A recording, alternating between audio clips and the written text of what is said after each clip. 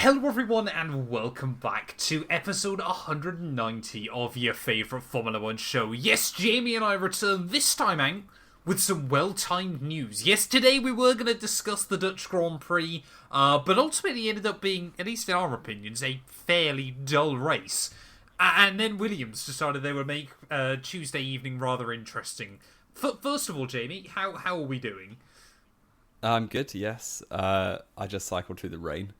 So that's why I look a bit worse for wear. But I'm doing well, and I'm glad for I think probably one of maybe a handful of times on this podcast we've ever actually caught news at the right time. Genuinely minutes before we started recording. Williams just dropped this news, which I'm sure is old by the time this podcast goes out, that Franco Colapinto is replacing Logan Sargeant with immediate effect, which is quite a bombshell drop. Not so much that Sargeant has lost his seat, because I think that's been spoken about probably for the best part of a year now. But more so that why Colapinto? I mean, fair play to him, he's got a clear opportunity, but it's a bit odd. Well, it's completely odd, isn't it? Because let's be fair, we've obviously spoke about this quite a few times, haven't we? The big one that we personally felt would be his replacement was probably Kimi Antonelli. Mm-hmm. Yeah, will you say so? Yeah, I know you hated the idea, but I think it was always.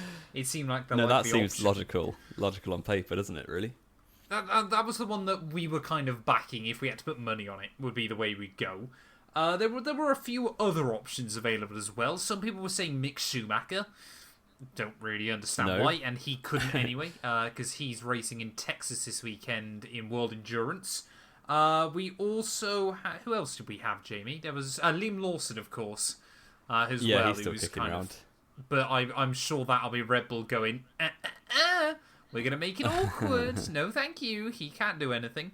Like we said, Kimi Antonelli was kind of the big one we thought, because obviously, Mercedes and Williams, they've always had a fairly close working relationship over the last 10 years. Let's not forget as well, James Vowles and obviously Toto Wolff go way back. But it would have made a lot of sense. Obviously, Williams get, a young hot shot in the car, Italian Grand Prix, merch is going to fly off the shelves. Mercedes get their young hot shot, who is probably going to be announced at the end of this week.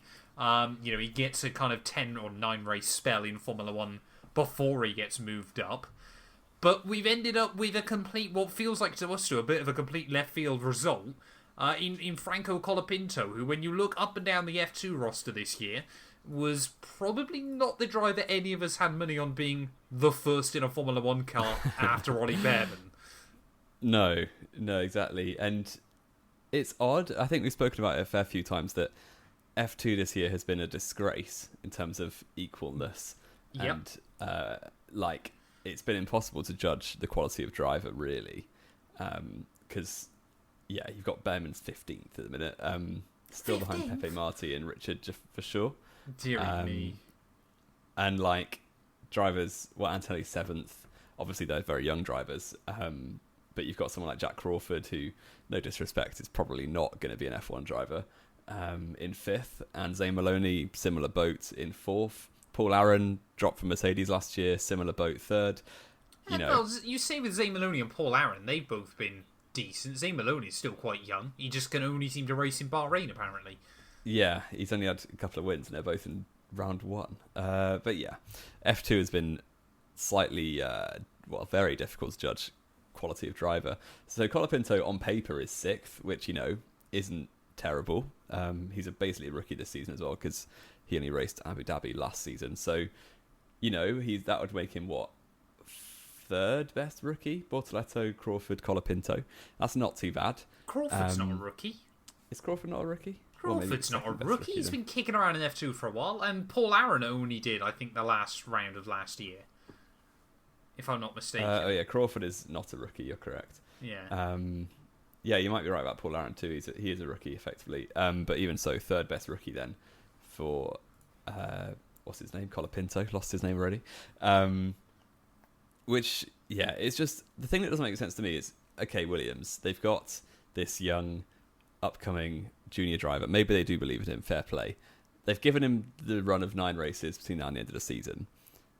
But they've already confirmed they're both drivers for next season.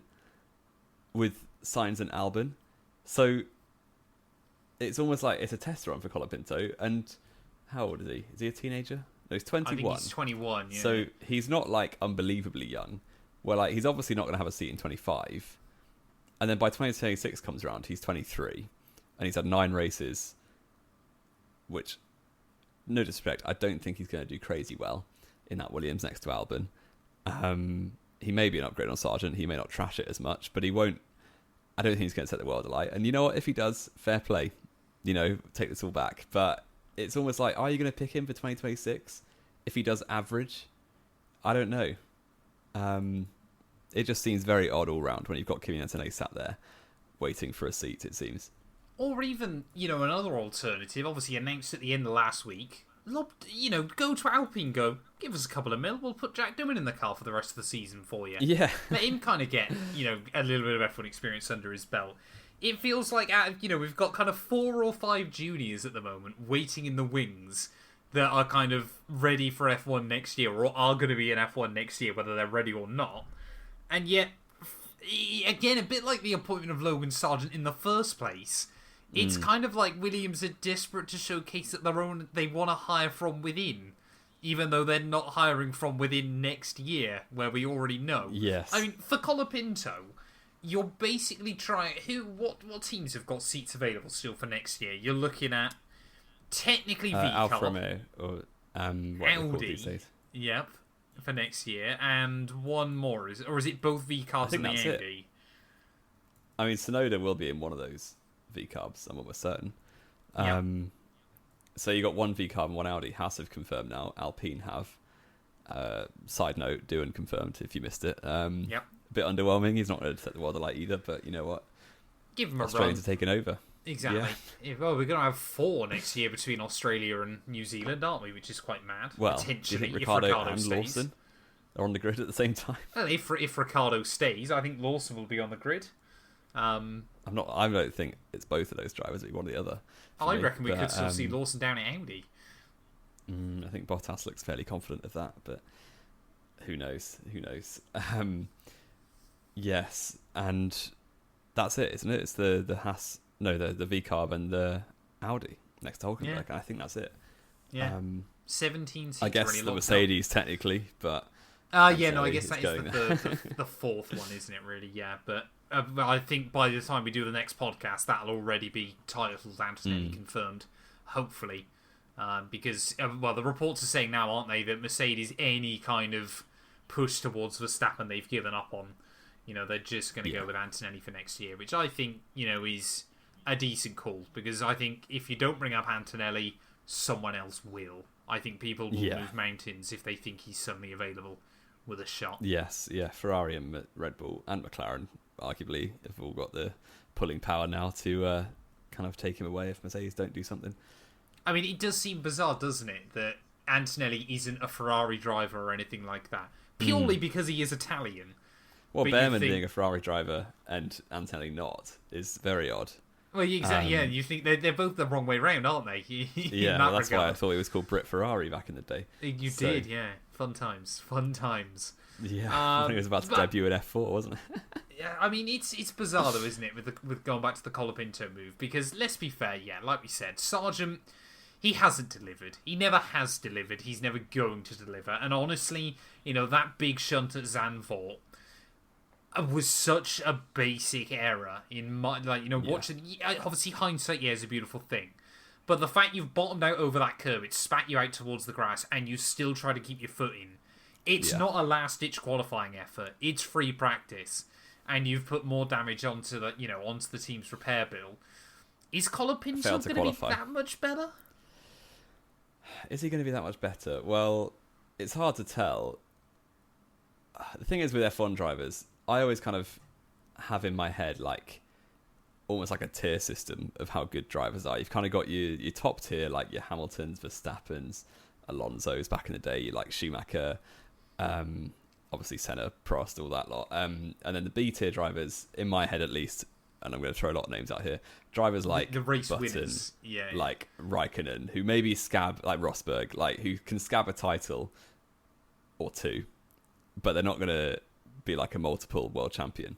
And then your C tier drivers, almost like I would arguably put like Perez and Hulkenberg and that kind of level in the. No, maybe not quite. Hang on a minute. Hang on a minute. You're going to okay, put let's add another tier in. a man that's never got a podium, into C tier against multiple race C-tier, winners and definitely. championship threats. Yeah, I would. Right, He's as good as Perez over the course of his career. But then you've got D tier drivers, the likes of, obviously not including the absolute nobodies like Yuji Ide and Mazepin and drivers like that. But your drivers like Mick Schumacher, pains me to say it, Joe Gonyu, the drivers who they can stick around on the grid for a couple of years and then disappear and nobody's upset. Giovinazzi, Magnussen, what's his name, Ericsson, people like that. And I think obviously Logan Sargeant was probably in that tier, maybe borderline the one below. I don't think Colapinto will be any higher than that tier. No, and I mean it's not even like he's had the chance over the summer to prepare himself. No, He's I guess there might have been preliminary rumours, like he might have been forewarned that Oh yeah, it might be that you've got a shot, but it's just very, very odd, isn't it? It seems like a bit of a sidestep by Williams rather than a step forward. The ironic thing is that because of Alex Albon's DSQ from qualifying at Zandvoort, it was the first time Logan Sargeant actually out-qualified his teammate in his career. In a real not qualifying entering session. qualifying. Does that count? Does it? Yeah, I guess it does. He was ahead of him on the grid, wasn't he? Yeah, I guess you're right. Yeah, how bizarre, how funny. All it took was an illegal flaw which you wrote your version of off. Yeah. Otherwise, he would have also been disqualified, and Albon would have out-qualified him again. How weird is that? Very, very odd. Yes. I mean, do we want to quickly talk about Zandvoort? I guess we could do like our predictions recap and everything like that. Well, before that, I'm going to give you a quiz, and it's a very easy one. You can probably guess what it is already. I'm slightly concerned. There's 5 drivers from Argentina who have entered more than 20 races in Formula 1. Oh no! You've got 45 seconds to name them all. Go. Fangio. Yep. Gaston Mazzacane. Yep. Yep. I'll take that. This is going to be really annoying. There's definitely one more you should get.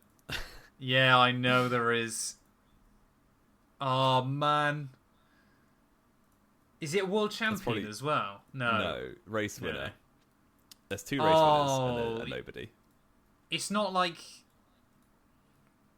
Gonzalez or something? Yep, there you go. Yeah. Froilan Gonzalez? Jose Froilan Gonzalez, 10 seconds.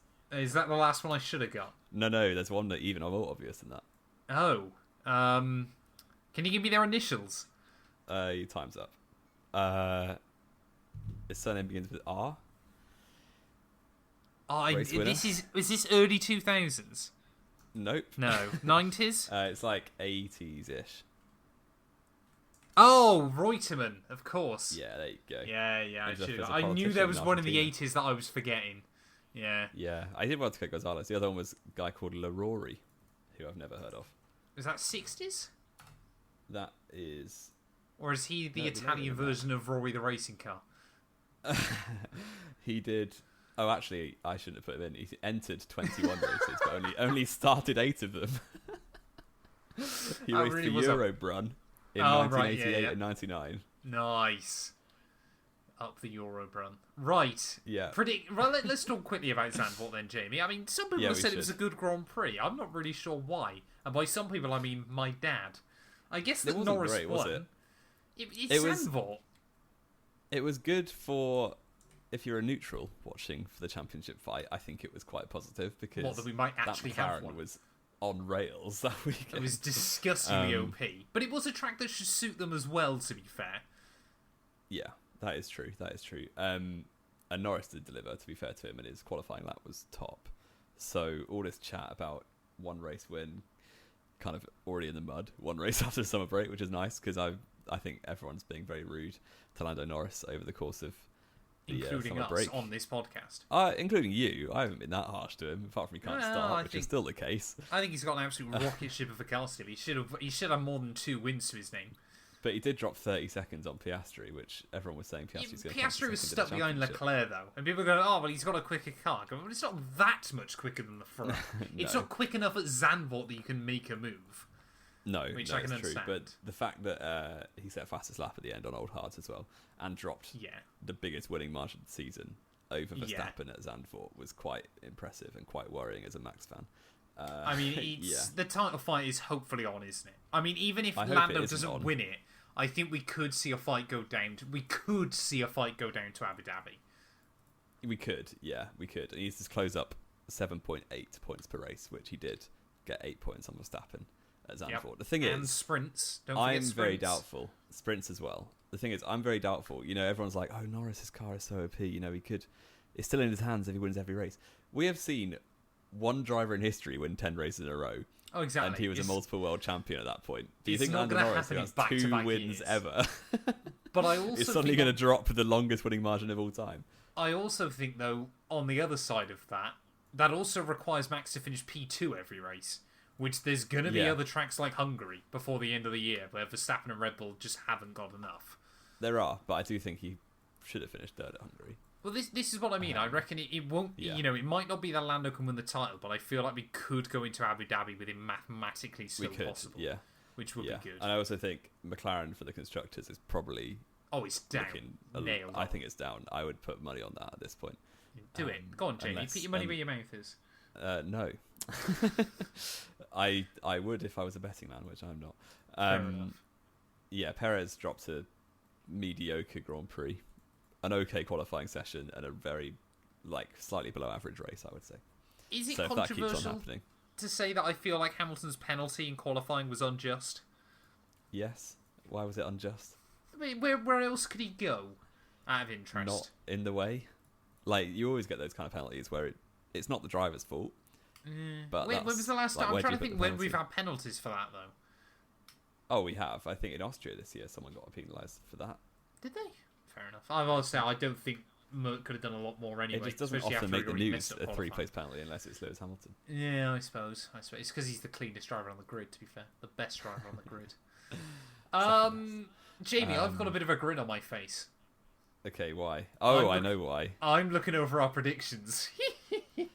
Yeah, I think we probably... Well, I put Lando Norris on pole, so it's looking excellent for me. Well, what are the scores on the doors, first of all? Oh, yeah, let's not get ahead of ourselves here. Scores were 52 to you, 48 to me, so there's 4 points in your favour. 4-point lead heading out of the summer. I put Lando Norris on pole position. 2 points. Thank you very much. I was very excited after lap 1 because I put Max Verstappen to win the race. 1 point. 1 point. I put Lando Norris to finish second, which was looking 1 on point until the Red Bulls started giving up. And I put Oscar Piastri P3, which he should have done if he was competent, which is 0 points. Didn't. 4 points to Jamie. So you're now on the same score as I've got. That's not too bad. So if I've scored nothing this weekend, it's all tied. Max Verstappen on pole position. Nil points. No points. You put, to be fair, top 3, Lando Norris, Max Verstappen, Charles Leclerc. Nail it. The absolute guesswork. No. There was strategy involved in that. Thank you very much. Why Leclerc? Leclerc should never have finished third. I'm not. Leclerc, I felt this track would suit their car a bit like Monaco and Hungary. But and it didn't. Been good. He shouldn't have finished third. They did better than they thought they would. Alright, so I'm on 52. And you're on just because I believe in Ferrari, even though they don't, doesn't mean I should get penalised. You have to believe in Ferrari because your driver's going there next season. Yeah, I have to believe in Ferrari next year, not this year, Jamie. It's Ferrari. A lot can change in that time. But I will take my 6-point buffer as we head towards Monza this weekend, which I'm sure will be eradicated pretty soon. But this year, I feel like I was a few points behind you early on, if I remember correctly. Yeah. You've got an 8 out of 8 at one point, and that's a 6 out of 8, so you're doing pretty well. I did. I'm pretty happy. Pretty happy Driver about of those the day? Norris. From Zandvoort?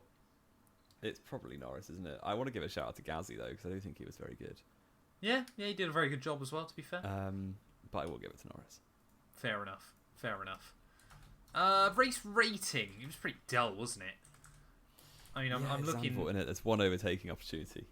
I'm looking back over the course of the season. I'm thinking... Quite low. It was probably worse than China? Around the same as Jeddah? Maybe similar. I'm going to give it a 5.5. I believe that's my first 5.5 of the year. Let me look at the ratings. I will give it... yeah, it wasn't great, was it? It was basically just an early season race, but it was a different driver in the lead. Exactly. I will give it a 5.5. Okay, that's not too bad going. Not too bad going. It ranks pretty low down the order, doesn't it? In fact, I think that might rewatch be... it. What's that? Is that our third lowest score of the year? Third lowest. No, Bahrain is Monaco lower, got 2. Yeah, Monaco got 2 points all in all. The lowest possible 20. score, I believe, unless it was Belgium 2021. But 11 out of 20 for the Dutch Grand Prix. I mean, we've rattled through quite a few bits and pieces, Jamie. It feels like kind of the F1 world is going to be all over the show over the next few days, but we did want to try and cram in a very, very quick... this might be one of the shortest episodes we've ever done, outside of, like, the livery With reveals. a race review, yeah. With a race review, but I think that says everything. It wasn't really a review. Anything else to say from the race? I saw people praising Lewis Hamilton for getting exactly where he should have got. Yeah, I couldn't quite get that. Like, finished 6th. Yeah, he did. He came 8th. I mean, he almost beat George because did you see apparently Merck like, on the radio, Mr. Tyre Whisperer? No, what calling George Russell. Oh, he had to pit that's again. Kind of cringe. Yeah. But fair play. Yeah, Hulkenberg rattling up another 11th place is very funny. I'm just having a look, Jamie. Will this mean... Oh, no, because I guess someone's got to replace Colapinto, haven't they? I was going to say, could this be the year that Formula 1 has as many drivers as F2 in it? But, of course, it'll still be one behind, I think, annoyingly. Yeah, because Colapinto will be replaced by someone. Unless it's someone... Who do you reckon will replace him? Who's in the Williams Academy? Junior? Let's have it a doesn't look. have to be Williams Academy either, does it? Because Colapinto was driving... Yeah, I suppose, actually. for Who's in... Luke what team Browning is is he in, F3. What team is thingy on at the moment? Colapinto... you tested me now. MP? You don't know. He was MP last season. No, he was at MP, yeah. So you got Tim Tramnitz, he's doing alright, I believe. Kasper Sutka, Alex Dunn. I mean, he'll just be the guy with the most money, won't it? Probably. Who would I like to see in the car? From F3? From F3? I think Luke Browning's a good shout, actually. I reckon, Luke Browning might get the call up. Dan Ticktum from Formula E, you mean? Not from F3, but, bring him back. He was Williams Academy. Fair Who's enough. winning F3? Fornaroli and Mini. Fornaroli hasn't won a race this season. Oh, I don't like Gabriele Mini. Arvid Lindblad I'd like to see, but he's obviously Red Bull, so probably not. Yeah, if you're not letting us have Lawson, we won't bring Lindblad up. Oliver Goethe, I'd quite like to see him get an F2 shot. Yeah, be good. Why didn't you race at Spa? No, that's not. That was Solov. Some of them have been... So the FIA, I don't know if you saw this, but if you're racing in another series, which obviously quite a few of them in F3 will... Oh, they got banned, and they raced at the same track, you get banned from racing in F3 that weekend. Great. Which I still find hilarious. Junior Formula are just a bit weird, aren't they? It's so broken at the moment. Again, I'd love to do a junior podcast, but it's so broken. Like, we could just spend 2 hours a week ranting and raging about it. But that's not for today. I think we'll wrap up our quick episode there, Jamie. Thank you all, as always, so much for listening. If you have enjoyed, please do make sure to leave a like. Get yourself subscribed. Thank you all as well. We are closing in slowly but surely on 750 subs on the channel. And we'll be back very soon with more Formula 1 content.